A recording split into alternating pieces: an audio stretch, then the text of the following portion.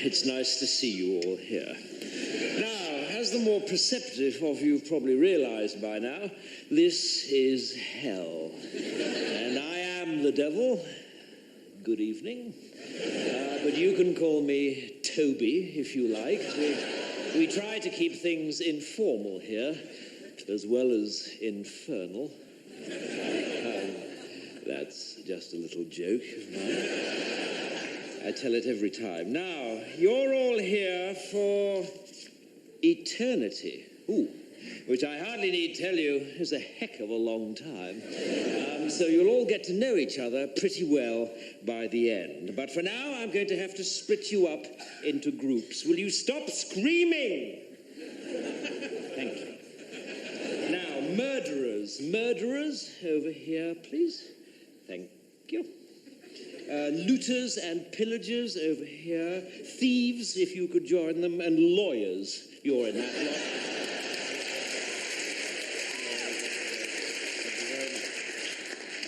Fornicators, if you could step forward. My God, there are a lot of you. Could I split you up into adulterers and the rest? Male adulterers, if you could just form a line in front of that small guillotine in the corner there.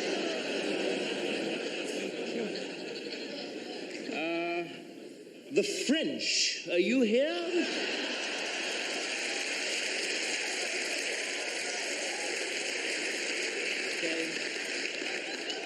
If you'd just like to come down here with the Germans, that'd be lovely. I'm sure you'll have plenty to talk about.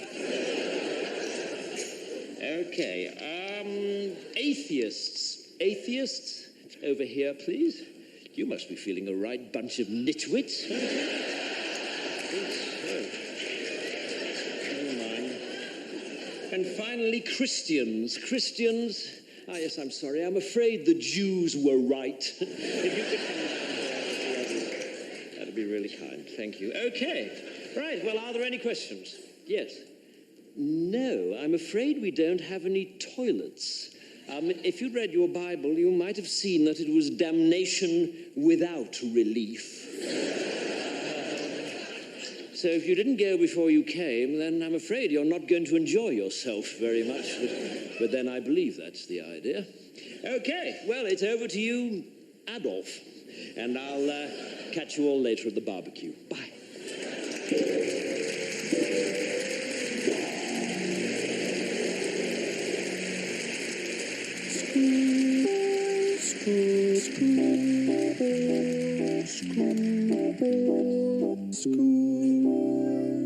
Well, now, Mr. Perkins, it was good of you to come in.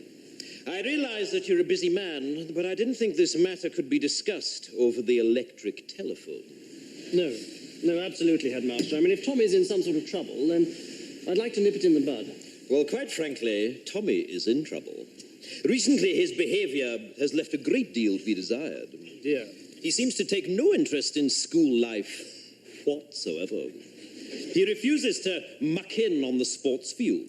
And it's weeks since any master has received any written work from him. Oh, dear me. Quite frankly, Mr. Perkins, if he wasn't dead, I'd have him expelled.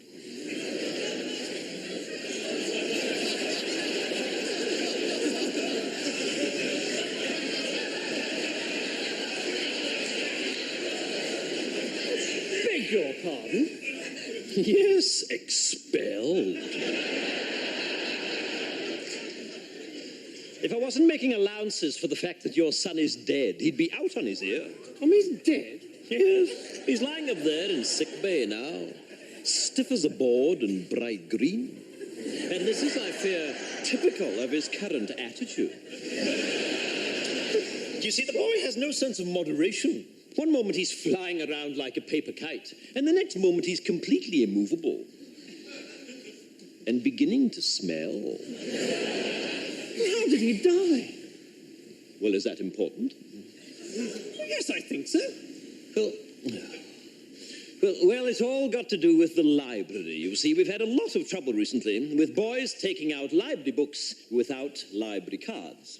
Your son was caught, and I administered a beating during which he died. But you'll be glad to know You'll be glad to know that the ringleader was caught, so I don't think we'll be having any more trouble with library discipline. You see, the library card system... I'm sorry. You beat my son to death? Yes, so it would seem. Please, I'm not used to being interrupted. You see, the library card system was introduced... Well, exactly what happened? Well, apparently boys were just slipping in the library and taking the books. No, during the beating. Oh, that? Well, one moment he was bending over, the next moment he was lying down. I mean, Dead? Deadish. Mr. Perkins, I find this morbid fascination of yours with your son's death quite disturbing. What I'm talking about is his attitude. And quite frankly, I can see where he gets it from. Well, it wasn't me that beat him to death. Well, that was perfectly obvious to me from the first day he arrived here. I wondered then, as I wonder now, if he might not have turned out to be a very different boy indeed if you had administered a few fatal beatings early on. Are you mad? I'm furious. In order to accommodate the funeral, I've had to cancel afternoon school on Wednesday. This is preposterous. Yes, it is. Or at least it would be if it were true.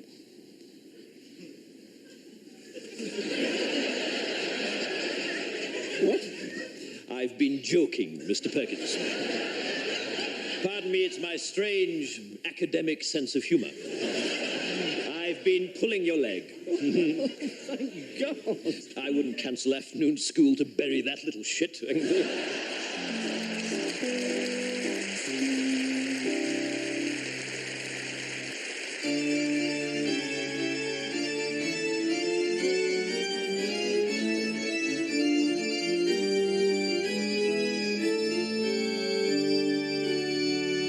On the third day, there was a marriage in Cana of Galilee. And it came to pass that all the wine was drunk. And the mother of Jesus said unto the Lord, They have no more wine. And Jesus said unto the servants, Fill 6 water pots with water. And they did so. And when the steward of the feast did taste of the water from the pots, it had become wine. And they knew not whence it had come. But the servants did know, and they applauded loudly in the kitchen.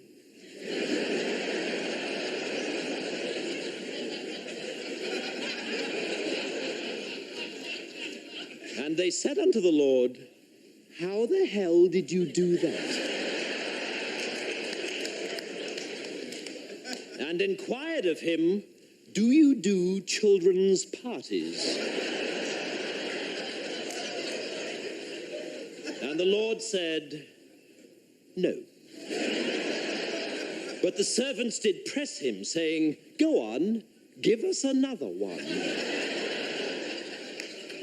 And so he brought forth a carrot, and said, Behold this, for it is a carrot. And all about him knew that it was so, for it was orange, with a green top. And he did place a large red cloth over the carrot, and then removed it. And lo, he held in his hand a white rabbit. And all were amazed and said, This guy is really good. He should turn professional. And they brought him on a stretcher, a man who was sick of the palsy. And they cried unto him, Maestro, this man is sick of the palsy. And the Lord said, If I had to spend my whole life on a stretcher, I'd be pretty sick of the palsy too. And they were filled with joy and cried out, Lord, thy one-liners are as good as thy tricks. Thou art indeed an all-round family entertainer. And there came unto him a woman called Mary, who had seen the Lord and believed. And Jesus said unto her, Put on a tutu and lie down in this box. And then took he forth a saw and cleft her in twain. And and there was much wailing and gnashing of teeth. But Jesus said, "O ye of little faith." And he threw open the box, and lo, Mary was whole. And the crowd went absolutely bananas. And Jesus and Mary took a big bow. And he said unto her, "From now on you shall be known as Sharon. For that is a good name for an assistant." And the people said, "We've never seen anything like this. This is great. You must be the Son of God." But the Lord said, "No, I am he who comes before." And they were sore amazed and said, "Then, Master, how shall we know the true Lord?" And Jesus said, "By his name shall ye know him. And he shall have a very religious name. And he shall be called Paul. And Daniel shall he be called." "Paul Daniels," they cried. And the Lord said, "Yes, something like that." Here ends the lesson.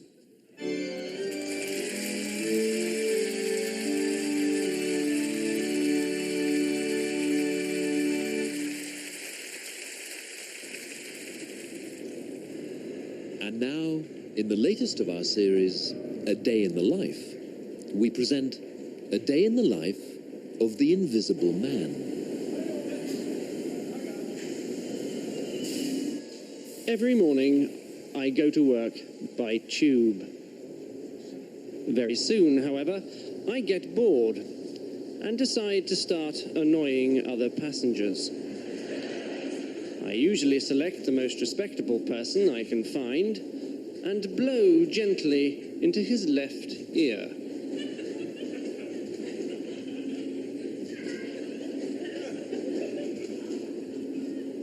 Then into his right ear. Then perhaps down the back of his neck. It's about this time that the man thinks I am a draft. But not for long, because I soon stick 2 fingers up his nose. Higher and higher, removing them just before he sneezes.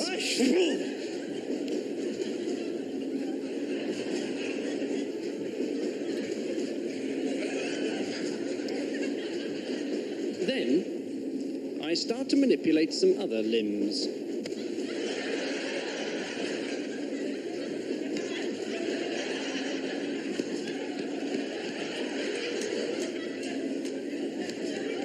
Now I leave him alone. For about 10 seconds.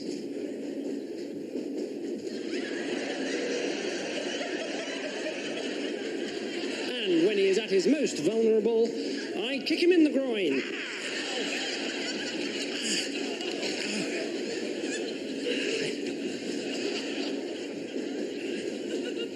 And steal his seat.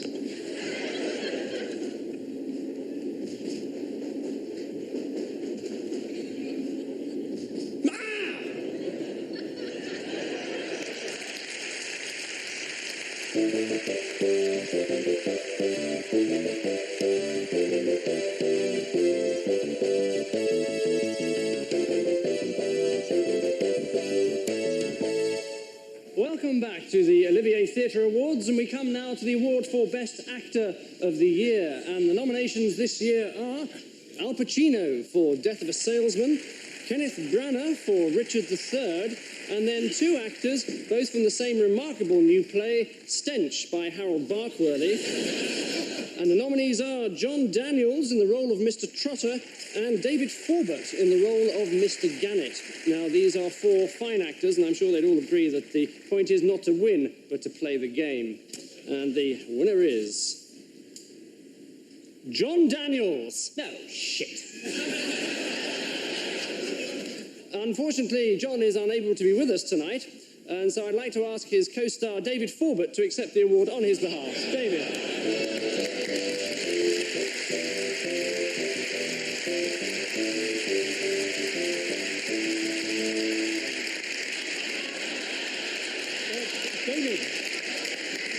David, Perhaps you'd like to say a few words, David.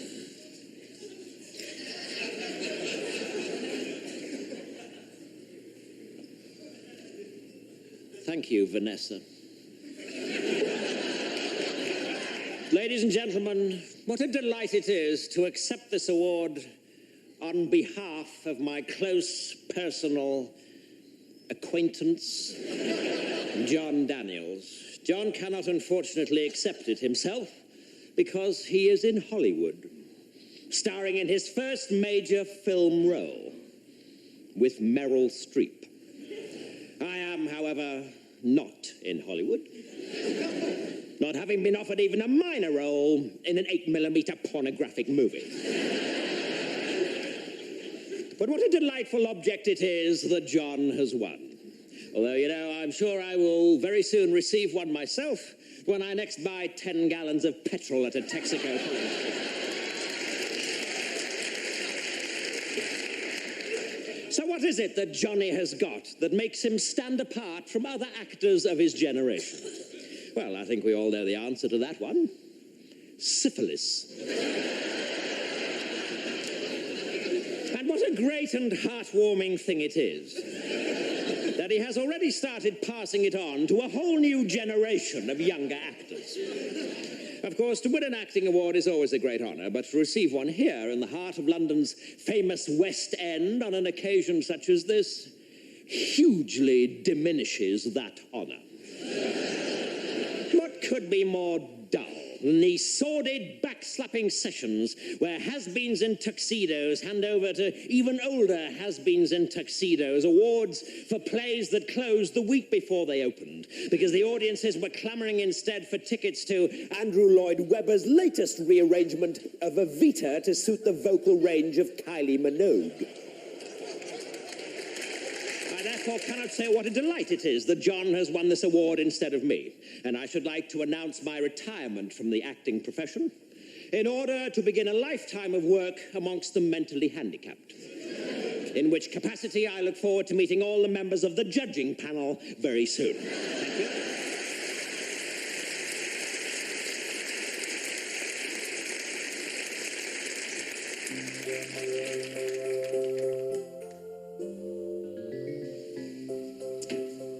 Good evening and welcome to the Boston University Huntington Theatre for this, the second part of our course in elementary courting for men. May I say how pleased I am with tonight's turnout? Some 800 people, which is very gratifying. Tonight we look at the first date. Obviously, taking out a girl for the first time is a very complex issue. The first crucial step is having arranged to pick up your date, not to look like a complete idiot when she opens the door.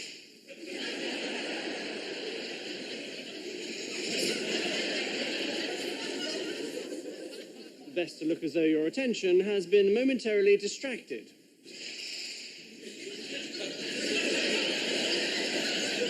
But when you do notice her, it is vital to say how pretty she is looking straight away. But don't overdo it.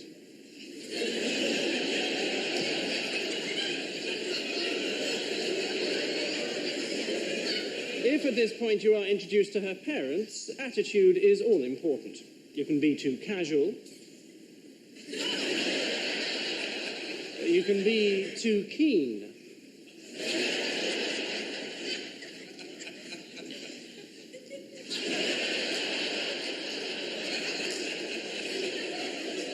When you've said goodbye to the parents, again, don't overdo it. Lead her to your car. And remember to open the door.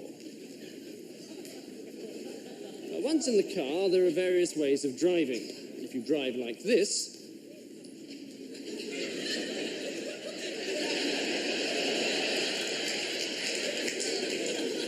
you might lose her respect. If you drive like this,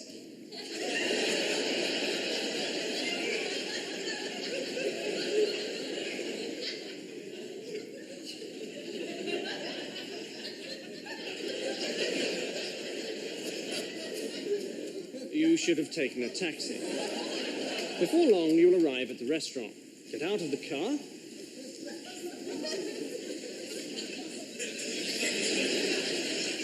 and escort her to your table. Then tuck her into her seat yourself.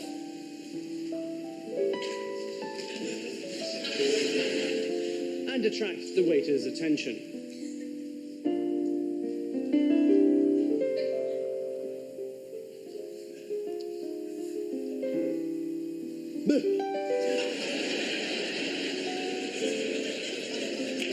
Selecting from the wine list is important. Complete ignorance is not good. When the bottle arrives, there's much to be made in the tasting of it, but don't be too professional.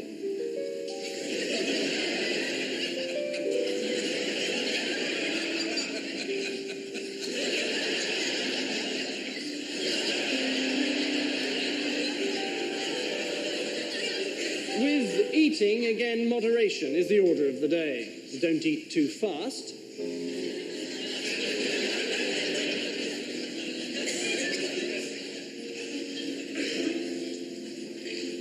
But don't eat too slowly.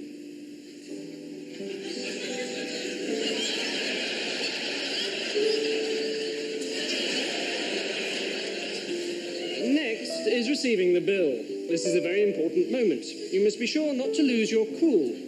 This is right.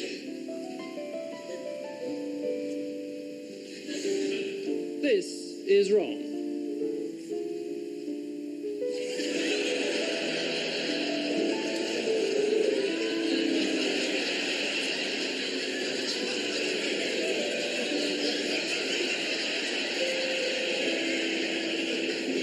The girl may, of course, offer to pay herself, in which case you should refuse. For a while. Next stop is a fashionable discotheque. Once inside, you might look slightly strange if you try and talk over the music. So just stand casually and look sexy.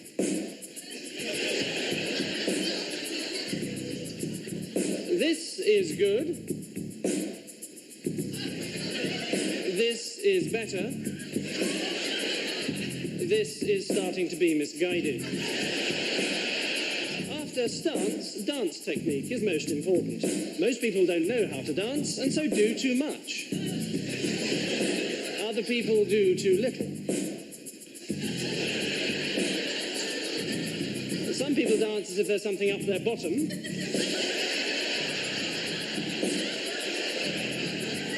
And other people dance as if there's something coming out of their bottom. When all said and done, it's best probably not to dance at all. The well-mimed sporting injury is always useful, and a good excuse for leaving the discotheque. If you don't utterly foul it up, 20 minutes later, you should be back at your place. It's important to relax and make your guest feel at home. She will probably feel as nervous as you do, and there's no need to make any extra special effort.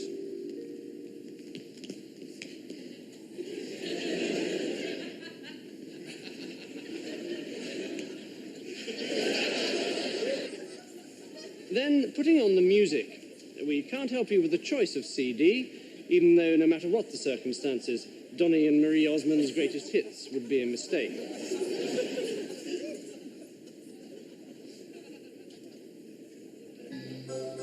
At all costs, avoid the temptation to brag about your stereo.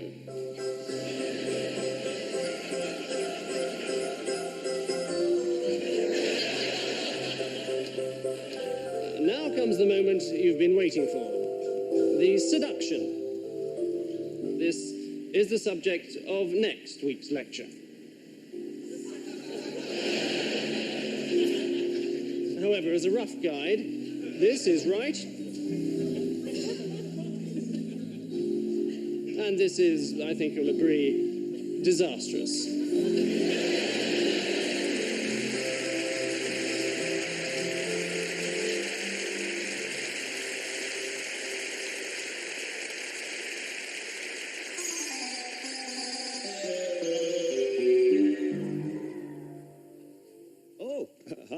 Good evening, gentlemen.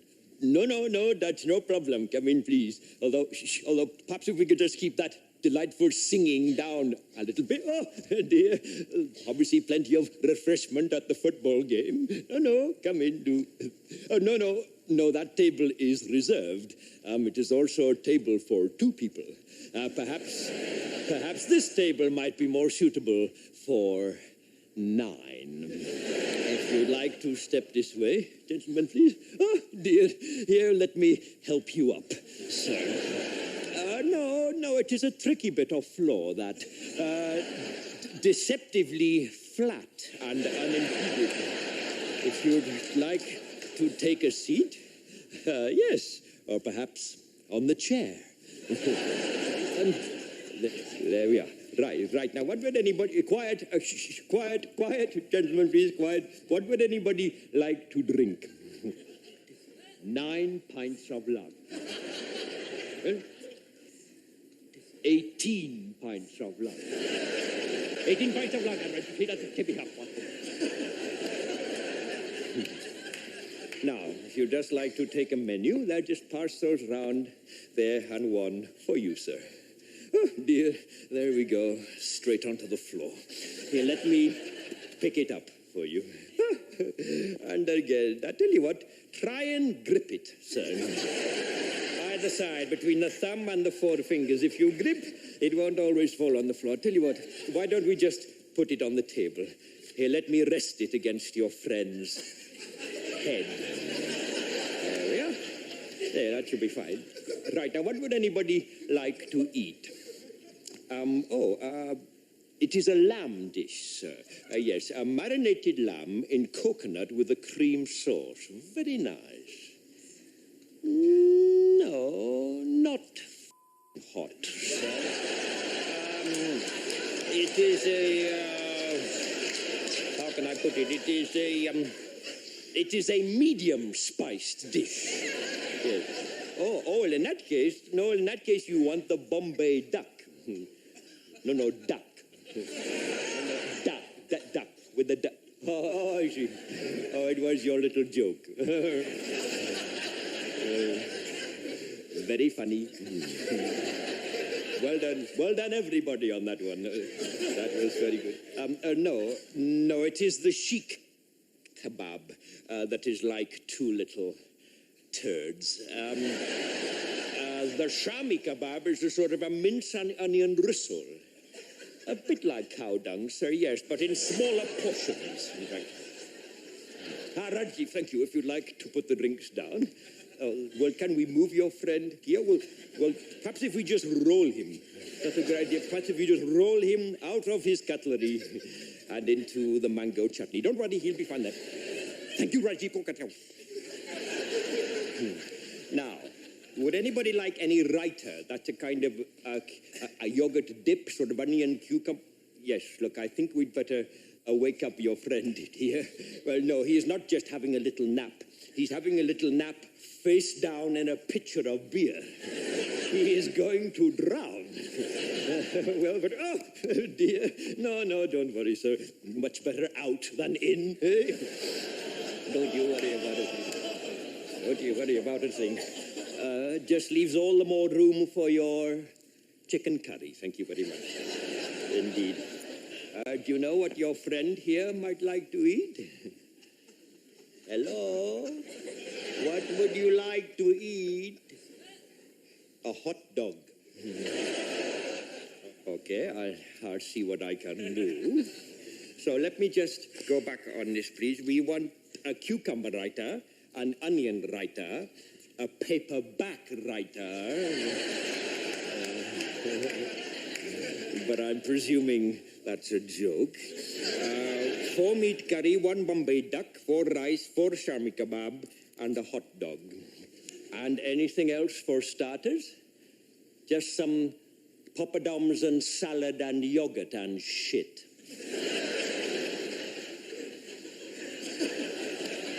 Okay, I'll see what I can do. Although I'm not sure you'll be needing that last item. As you all seem quite full enough of shit already. Rajiv, come on.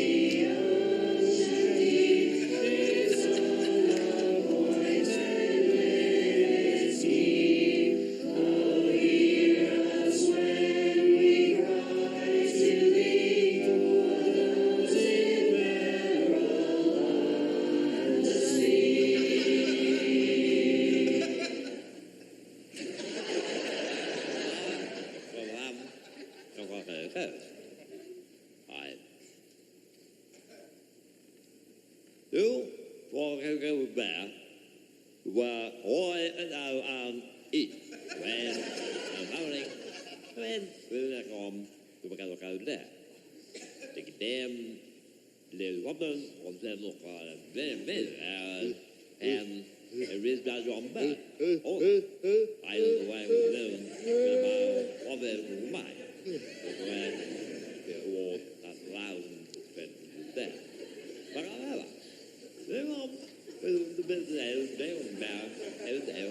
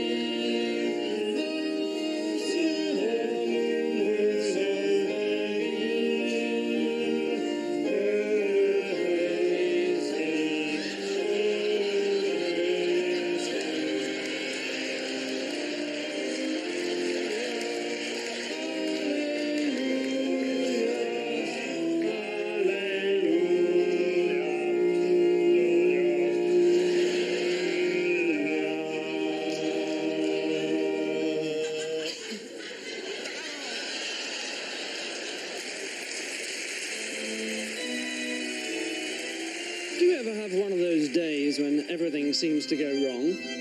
I did. Unfortunately, it was my wedding day, and 3 men in particular were to blame. It all started with the priest. I now pronounce you man and wife. Well done. You may now kiss the bride. Nice one. All right, please be seated, everybody. I'd just like to say a few words before communion. You know, a lot of prospective brides ask me these days, Father, what is the church's attitude to fellatio?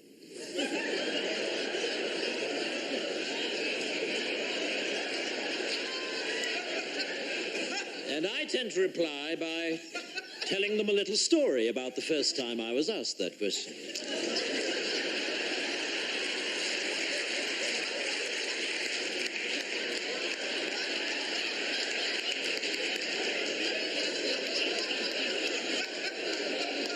It was a couple of years ago now, and a young, attractive bride-to-be came up to me after a service and asked me just that question. Father, what is the church's attitude to fellatio? And I replied, well, you know, Joanne, I'd like to tell you, but unfortunately, I don't know what fellatio is. And so she showed me. And ever since, whenever anyone has asked me the question, Father, what is the church's attitude to fellatio? I always reply, well, you know, I'd like to tell you. But unfortunately, I don't know what fellatio is.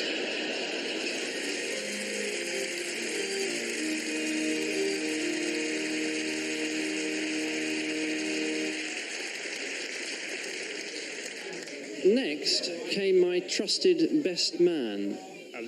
Right. Well, right. Ladies and gentlemen, and fellow survivors of that stunning stag party, how did those 2 girls get under the table, and what the hell were they up to with that toothpaste?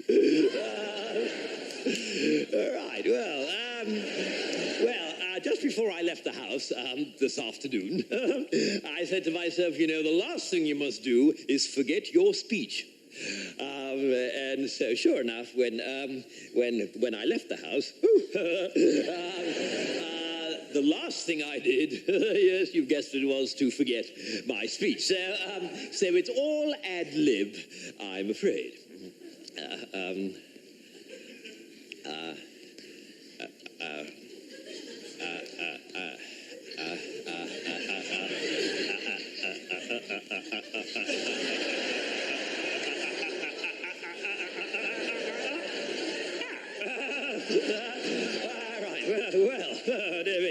Well, now, where should I begin? I'd like to begin now.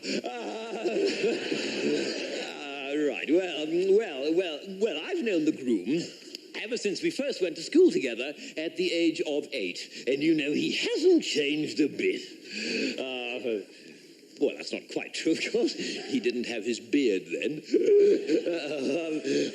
And I tell you this, he wouldn't have been able to do whatever he was doing last night with those two extraordinary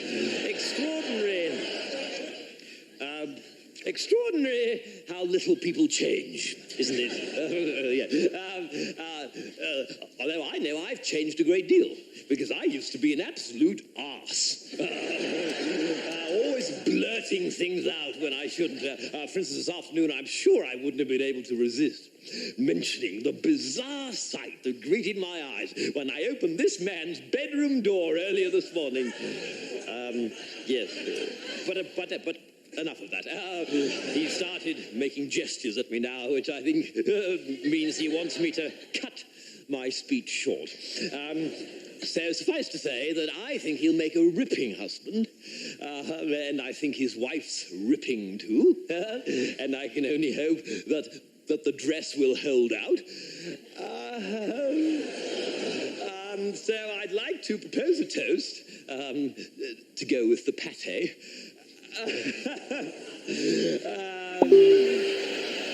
To the groom and to his lovely horse, wife.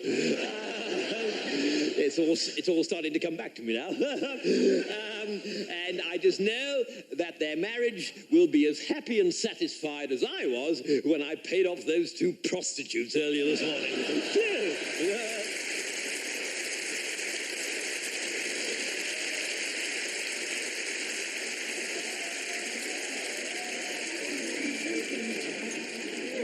And finally, my loving father-in-law provided the perfect end to a perfect day.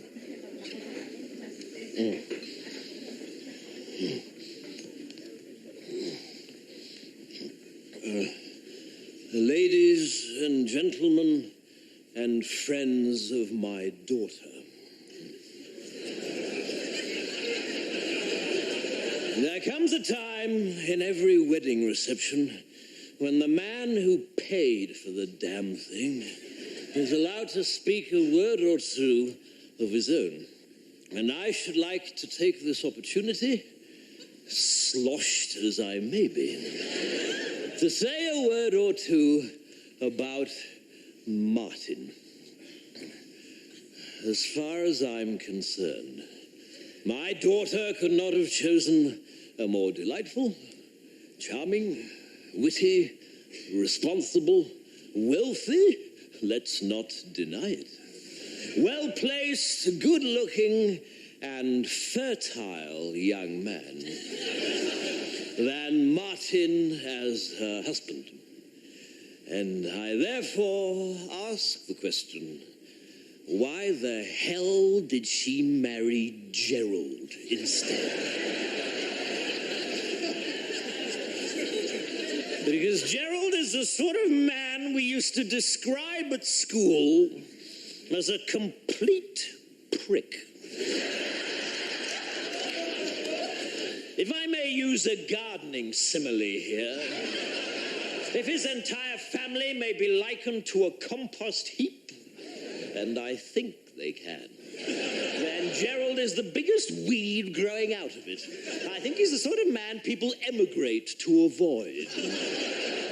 I remember the first time I met Gerald, I said to my wife, she's the lovely woman propping up that horrendous old lush of a mother of his, either this man is suffering from serious brain damage, or the new vacuum cleaners arrive. As for his family, they are quite simply the most intolerable herd of steaming social animals I've ever had the misfortune of turning my nose up to. I spurn you as I would spurn a rabid dog. I would like to propose a toast to the caterers.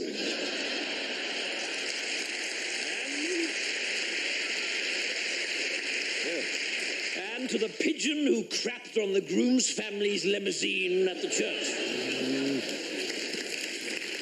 As for the rest of you around this table, not directly related to me, you can sod off. I wouldn't trust any of you to sit the right way on a toilet seat.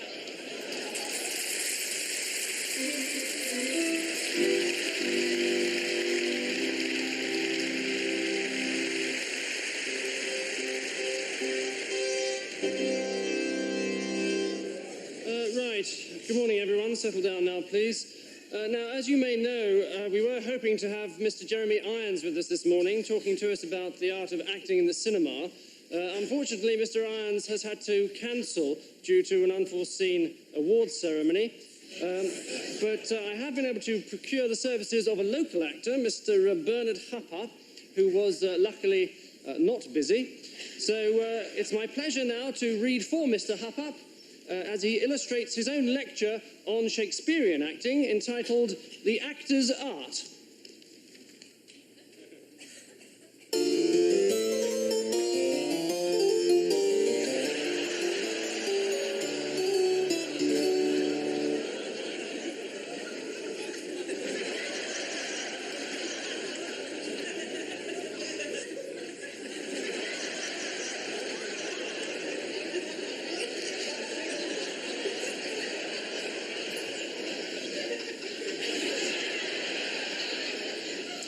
So, The Actor's Art by Bernard Hupper.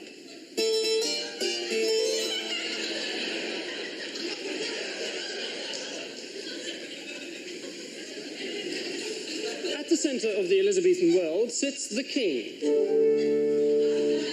Upon the character of the king depends the plot, and so there are many different kinds of king. The benign king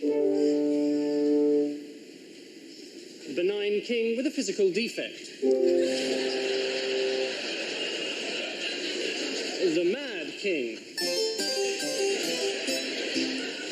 The evil king. The evil king hatching a plot. The mad king hatching an egg.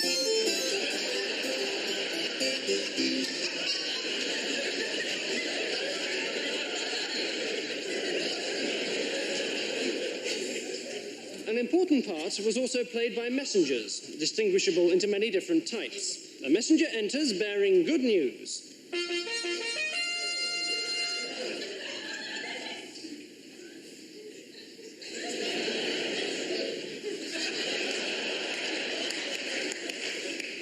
A messenger enters bearing bad news.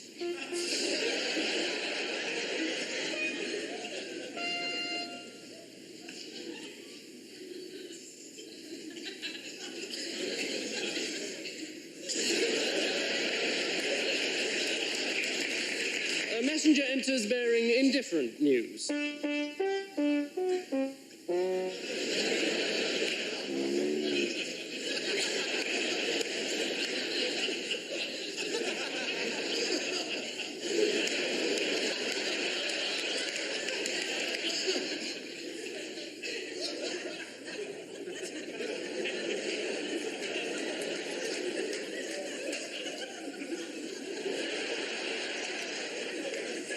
A messenger enters bearing bad news, which he thinks is good news.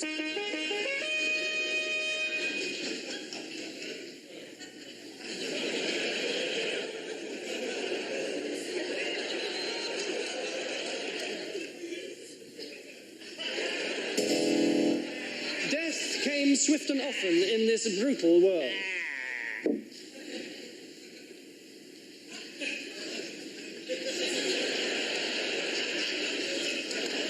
Death could come at the hands of a total stranger.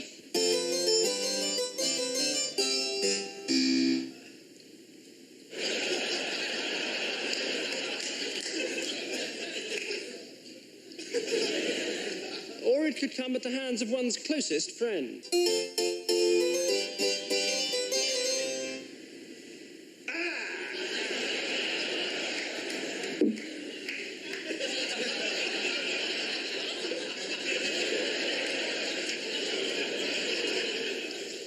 Poison was particularly popular, applied to the frothing cup of ale of the unsuspecting victim. First, we look at the simple poisoning kill.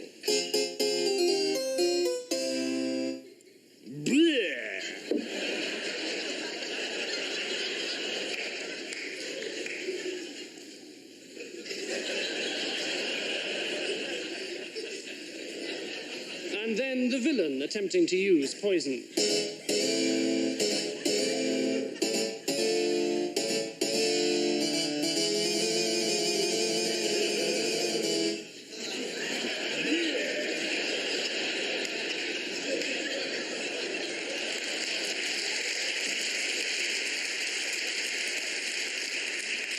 But in the end, all these were merely devices, amounting to nothing whatsoever without the plot. At the centre of the plot stands the hero, who is king.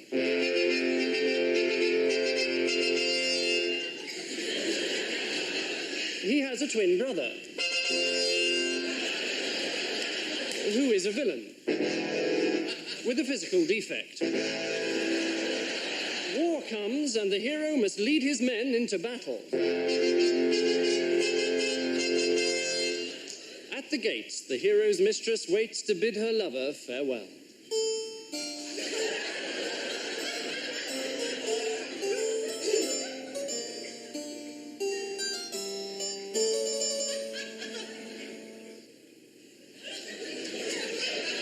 And the villain's mistress bids her lover farewell also.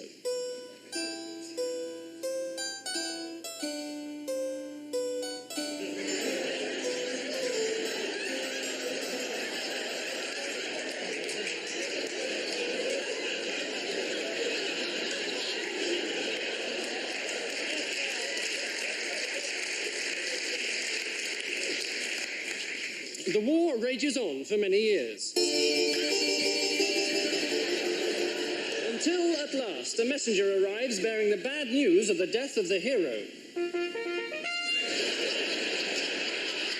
So the villain becomes king. But the message was wrong. And years later, the hero returns. In disguise.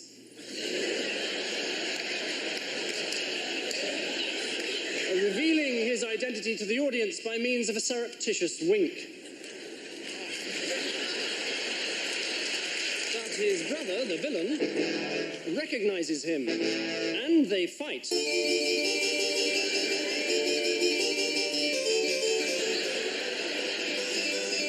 Finally, the villain is mortally wounded. He dies.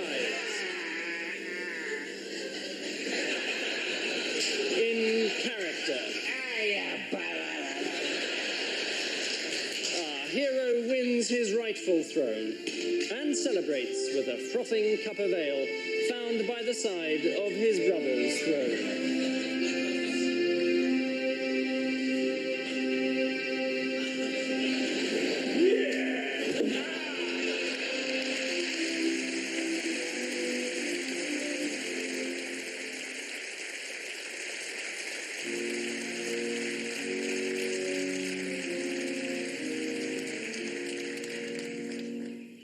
Ashes to ashes. Amen. We are gathered here today on this beautiful autumn morning to pay our last respects to Thomas Fairclough, Richard Mason, and Harold Walker. Tom, Dick, and Harry, as they were known to all of us. 3 stout fellows of our community who will be sorely missed. Tom, sadly, was blind, an affliction he bore with great fortitude, especially considering he was also deaf. His only power was that of speech and song, and we all recall his enormous voice joining lustily in our hymn singing. Of course, being blind and deaf, Tom never actually knew what hymn we were singing, which seemed appropriate, because we never knew what hymn he was singing either. In fact, if we had to be frank with each other, Tom didn't actually know any hymns. Thus it is with deep gratitude we recall the day when Colonel Grant, using only a sense of touch through the medium of a clenched fist, actually broke through to Tom and got him to shut up. Needing guidance through the darkness of life, Tom was lucky to have a friend like Dick. Dick had perfect eyesight and would gladly lead Tom wherever he wanted to go. Unfortunately, since Dick was also deaf, he couldn't actually hear where Tom wanted to go. Yet, like Tom, Dick never complained about his afflictions, did he? Well, he couldn't. He was dumb. But blessed with the gift of vision, though stone deaf, he was a tremendous fan of Olivia Newton-John. Being such an idiosyncratic pair, deaf to the world about them, Tom and Dick were to have the permanent companionship of Harry. Harry could literally hear a pin drop. Although, being blind and dumb, he could not see to pick it up, or warn anyone else not to stand on it. And so, as individuals, they were sadly afflicted. But together, they were in possession of all of God's senses, weren't they? And it is together that we remember them. Together at their job, checking eggs at the battery farm. Dick would look for the cracks, Tom would complain to the foreman, and Harry would do the listening to Radio 1. Likewise, in the evening, when they had returned from work, they would all sit on the big red couch. Dick watching the television, Harry listening to the television, and Tom insisting that it was time to buy a television. Sadly, as we all know, 3 days ago, their peaceful lives were ended. Dick saw the combine harvester. Harry heard the combine harvester, but neither could cry out. Tom, who could have cried out, never had the faintest idea what hit him. And so they were all harvested together, blended into oneness at last, and now we trust are in heaven, as happy as any in that immortal host. For Dick will see the angels' choir, Harry will hear the angels' choir, and no doubt Tom will ruin it for everybody.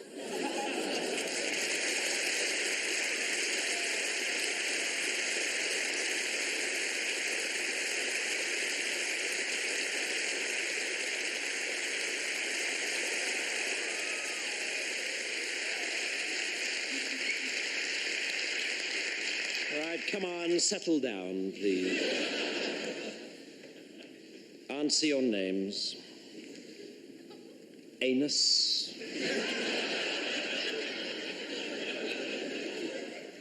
Arse bandit. Bottom. Clitoris. Where are you, clitoris?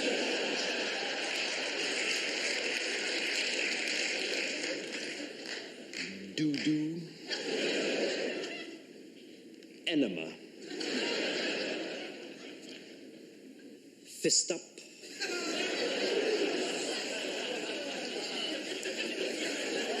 Come on, grow up, please.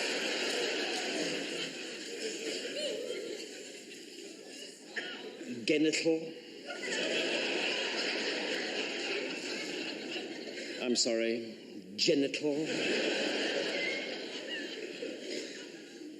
Herpes. Still with us, I see. I'm a dick. I'm a dick. Enema, you know I'm a dick, don't you?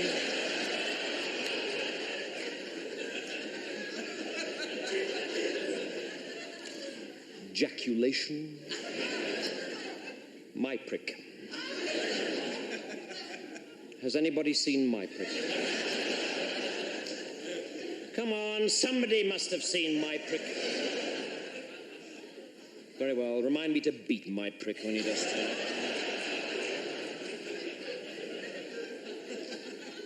nice and quick. On top. Pube. Ah, my prick. So good of you to turn up. Yes, well, now that you are here, my prick, perhaps you'd like to find a seat. Bottom, squeeze my prick in somewhere, though.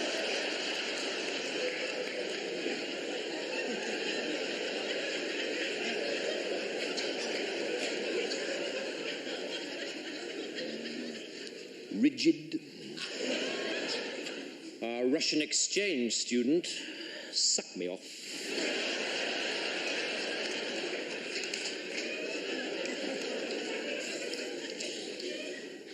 Tight fit, up yours, vulva, your prick, and zipper. Zipper, absent. Now then, boys, the headmaster has asked me to speak to you this morning on the subject of smut. All members of staff have noticed an alarming increase in the use of silly humour and puerile innuendo about the school. Rigid, fist up, bottom out.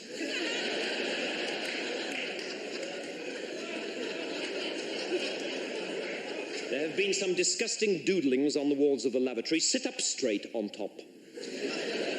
One or two unpleasant health magazines have been found. If you fall asleep on top, I shall be very annoyed.